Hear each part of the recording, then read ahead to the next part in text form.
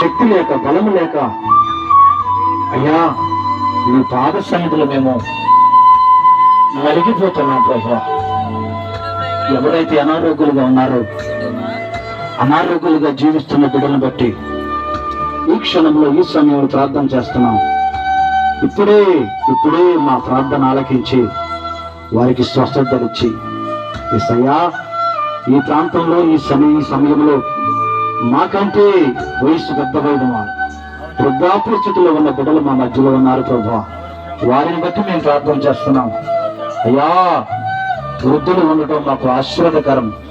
నీ బిడలైనటువంటి వారిని జ్ఞాపకం చేసుకుని వారికి సకల సమృద్ధిని దయచే ప్రభా, ఆదరణ చేసే ప్రభా నీకు వందనాలు. అలాగే యవన బిడ్డలను బట్టి ప్రార్థన చేస్తున్నాం, యవనస్తులను బట్టి ప్రార్థన చేస్తున్నాం.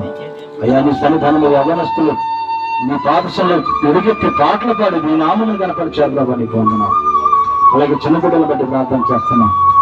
ఇప్పటి వరకు నన్ను పాడిన పాటలో ఉన్న దేవా, వాయిద్యాలు వాయించిన బిడ్డలు బట్టి ప్రార్థన చేస్తున్నాం ప్రభా. మరీ ముఖ్యంగా ఈ కుటుంబంలో ఈ రాత్రి చేరి ఎందుకు ప్రార్థిస్తున్నది నీ బాహాటంగా తెలుసు. అయ్యా ఈ కుటుంబ యజమానుడు అందరూ కూడా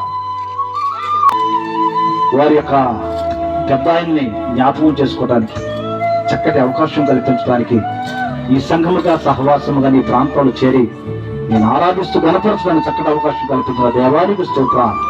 ఇదిగో ప్రభు దూర ప్రాంతం నుంచి మేము అడగగానే ఈ దాసులు మా మధ్య ఆయన నోటికి మీరు దూరంగా ఉండి ఏ వాక్యం అయితే వారు మోసుకొచ్చారో ఆ వాక్యాన్ని వివరాలతో వెదజల్లడానికి చక్కటి అవకాశం కల్పించి వెదజల్లిన వాక్యాన్ని మా మనసులో నెమరు వేసుకుని ఫలింపజేయం చేసి ఇంకా కార్యక్రమానికి మీరే అధికారిక అధ్యక్షులుగా ఉండమని నా ప్రభువు నీ కుమారుడైన యేసయ్య పరిశుద్ధ నామమును బట్టి ప్రతిమలాడి వేడుకొంచున్నాం తండ్రి.